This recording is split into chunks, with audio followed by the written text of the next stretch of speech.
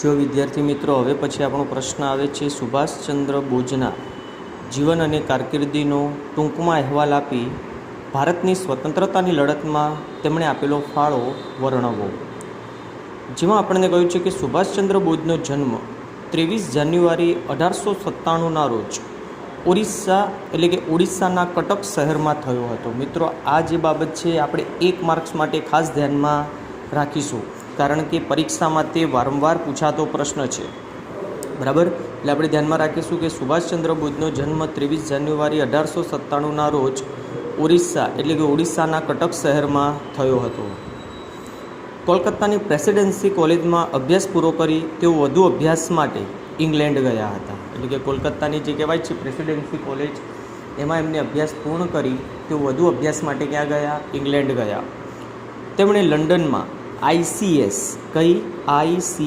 એટલે કે Indian civil સર્વિસની પદવી મેળવી। એટલે કહેવાય છે કે ICSની જે આ પરીક્ષા છે તે ખૂબ જ અઘરી ગણાતી હતી એ સમયે, બરાબર। અને આ પરીક્ષા તેમણે 4થા નંબરે પાસ કરી હતી। કયા નંબરે? 4થા નંબરે એમણે પાસ કરી હતી। એટલે મિત્રો ખાસ ધ્યાનમાં રાખવાનું છે કે સુભાષચંદ્ર બોઝે લંડનમાં કઈ પરીક્ષા પાસ કરી હતી? તો ICSની એટલે કે ઇન્ડિયન સિવિલ સર્વિસની પરીક્ષા પાસ કરી, જેમાં તેઓ 4થા નંબરે ઉત્તીર્ણ થયા હતા। પ્રેસિડેન્સી કોલેજમાં ઘમંડી અંગ્રેજ અધ્યાપકોના હિન્દીઓ પ્રત્યેના અપમાનજનક વર્તનને તેમનામાં ક્રાંતિના બી રોપ્યા। એટલે કે કહેવાય છે કે પ્રેસિડેન્સી કોલેજની અંદર જે અંગ્રેજો ઘમંડી હતા, અંગ્રેજો અધ્યાપકો જે ઘમંડી હતા, તેઓ હિન્દીઓ એટલે કે ભારતના લોકો પ્રત્યે અપમાનજનક વર્તનને તેમનામાં ક્રાંતિના બી રોપ્યા હતા। ઈસવીસન 1923માં તે રાષ્ટ્રીય સ્વરાજ પક્ષમાં જોડાયા। મિત્રો આપણે ધ્યાનમાં રાખજો આ 1 માર્ક્સ માટે કે સુભાષચંદ્ર બોઝ રાષ્ટ્રીય સ્વરાજ પક્ષમાં ક્યારે જોડાયા? તો 1923માં। ટૂંક સમયમાં જ તે યુવાનોના અતિપ્રિય નેતા બની ગયા। દેશની સવિનય કાનૂન ભંગની ચળવળમાં ભાગ લઈને તે જેલમાં ગયા। જો મિત્રો આ ધ્યાનમાં રાખજો કે દેશની સવિનય કાનૂન ભંગની ચળવળમાં તેમને ભાગ લીધો અને તેમને જેલવાસ ભોગવવો પડ્યો। ઈસવીસન 1938માં 41 વર્ષની વયે સુભાષચંદ્ર બોઝ હરિપુરા, જે આપણે કહેવાય છે સુરતમાં આવેલું છે, ક્યાં આવેલું છે? સુરતમાં। ખાસ ધ્યાનમાં રાખજો કે હરિપુરા જે સુરતમાં આવેલું છે તેના કોંગ્રેસ અધિવેશનના તે પ્રમુખ બન્યા। માત્ર કેટલા વર્ષની ઉંમરે? 41 વર્ષની ઉંમરે। આ 1 માર્ક્સમાં પૂછાય કે સુભાષચંદ્ર બોઝ હરિપુરા કોંગ્રેસ અધિવેશનના પ્રમુખ ક્યારે બન્યા? તો 1938માં, કે જ્યારે તેમની ઉંમર કેટલી હતી? 41 વર્ષ। કે સુભાષચંદ્ર બોઝ કોંગ્રેસ અધિવેશનના પ્રમુખ કઈ જગ્યાએ બન્યા? તો હરિપુરા જે સુરતમાં આવેલું છે, બરાબર। કોઈ પણ રીતના અલ્ટરનેટિવ આપણને પ્રશ્ન પૂછી શકે। ગાંધીજી સાથે મતભેદ થતાં તેમણે કોંગ્રેસ છોડી।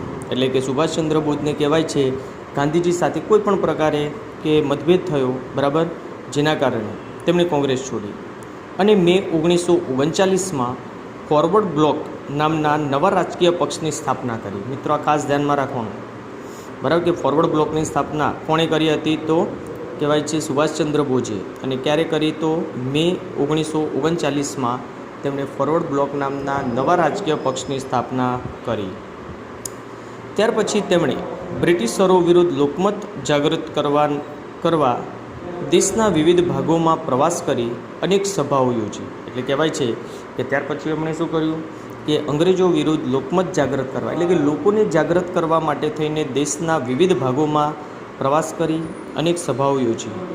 અંતે બ્રિટિશ સરકારે હિન્દ સંરક્ષણ ધારાનો ઉપયોગ કરી સુભાષચંદ્રને જેલમાં પૂર્યા। શું કર્યું? કે લાસ્ટમાં અંગ્રેજોએ શું કર્યું કે બ્રિટિશ સરકારે હિન્દ સંરક્ષણ ધારાનો ઉપયોગ કરી સુભાષચંદ્રને જેલમાં પૂર્યા।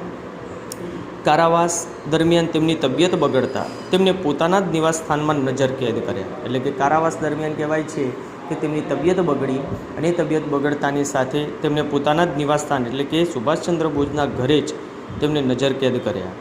અને 26 જાન્યુઆરી 1941ના રોજ મધ્યરાત્રિએ સુભાષચંદ્ર વેશ પલટો કરી, એટલે કે પોતાનો જે વેશ છે તે બદલી અંગ્રેજ સરકારની નજરકેદમાંથી છટક્યા અને 28 માર્ચ 1942ના રોજ તે બર્લિન એટલે કે જર્મની પહોંચ્યા। કે તેઓ જર્મની ક્યારે પહોંચ્યા હતા? બરાબર, વેશ પલટો કરીને કે 28 માર્ચ 1942ના રોજ તે જર્મની પહોંચ્યા। બર્લિનમાં તેમણે આઝાદ હિન્દ રેડિયો સ્ટેશન સ્થાપ્યું. એ સ્ટેશનેથી સુભાષચંદ્રએ ભારતીયોને અંગ્રેજ શાસન ઉથલાવી નાખવા હાકલ કરી. જો એમણે શું કર્યું કે બર્લિન રેડિયો સ્ટેશન પરથી તેમને કહેવાય છે સંબોધન કર્યું, બરાબર, અને સુભાષચંદ્રએ ભારતીયોને અંગ્રેજ શાસન ઉથલાવી નાખવાની હાકલ કરી. અને તે સમયે અંગ્રેજ સરકાર ચોંકી ઉઠી હતી. કેમ? કારણ કે સુભાષચંદ્ર બોઝ એમના જ નિવાસસ્થાનમાં નજરકેદ હતા અને ત્યાંથી તે બર્લિન કેવી રીતે પહોંચ્યા એ એમની સામે એક પ્રશ્ન હતો. બર્લિનમાં તેમણે આઝાદ હિન્દ રેડિયો સ્ટેશન સ્થાપ્યું. બર્લિનમાં એટલે કે જર્મનીનું પાટનગર છે, એટલે કે બર્લિનની અંદર તેમણે આઝાદ હિન્દ રેડિયો સ્ટેશન સ્થાપ્યું. એ સ્ટેશનેથી સુભાષચંદ્રે ભારતીયોને અંગ્રેજ શાસન ઉથલાવી નાખવાની હાકલ કરી. પછી કહે છે ઈસવીસન 1943માં તે બર્લિનથી જાપાન ગયા. 1943ની સાલમાં તે બર્લિનથી ક્યાં ગયા? જાપાન ગયા. 2 જુલાઈ 1943ના રોજ તે જાપાનથી ક્યાં ગયા? સિંગાપુર ગયા. બરાબર, એટલે કે 2 જુલાઈ 1943ના રોજ તે જાપાનથી ક્યાં ગયા? સિંગાપુર ગયા.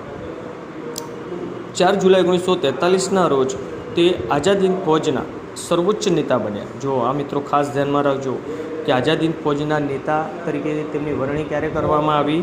તો 4 જુલાઈ 1943, જ્યાં 1 માર્ક્સ માટે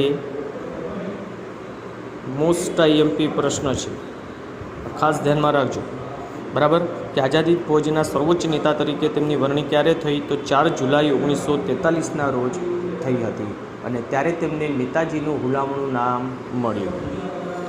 સુભાષચંદ્ર બોઝે જે સૂત્રો આપ્યા હતા લોકોને તે, તો સુભાષચંદ્ર બોઝે ચલો દિલ્હી અને જય હિન્દના સૂત્રો આપ્યા. આ મિત્રો ખાસ ધ્યાનમાં રાખજો કે સુભાષચંદ્ર બોઝે ચલો દિલ્હી, જય હિન્દના સૂત્રો આપ્યા. તેમણે ફૌજના સૈનિકોને કહ્યું કે તુમ મુझे ખૂન દો, મેં તુમ્હેं આઝાદી દૂંગા. ફૌજના સૈનિકોને તેમણે શું જણાવ્યું? કે તુમ મુझे ખૂન દો, મેં તુમ્हें આઝાદી દૂંગા. ઓક્ટોબર 1943માં સિંગાપુરમાં તેમણે ભારતની કામચલાઉ સરકાર એટલે કે આર્ચી હુકુમતની રચના કરી. આ ખાસ ધ્યાનમાં રાખજો મિત્રો કે તેમણે ઓક્ટોબર 1943માં સિંગાપુરમાં ભારતની કામચલાઉ સરકાર એટલે કે આર્ચી હુકુમતની સ્થાપના કરી. એ સરકારે ઇંગ્લેન્ડ સામે યુદ્ધ જાહેર કર્યું.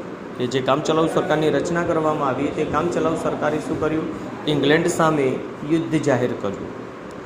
મે 1944માં તેમના નેતૃત્વ નીચે ફૌજના સૈનિકોએ ભારતની પૂર્વ સરહદે પ્રવેશ કરી રંગૂન, કોહિમા, પ્રોમ, ઇમ્ફાલ વગેરે પ્રદેશો જીતી લીધા.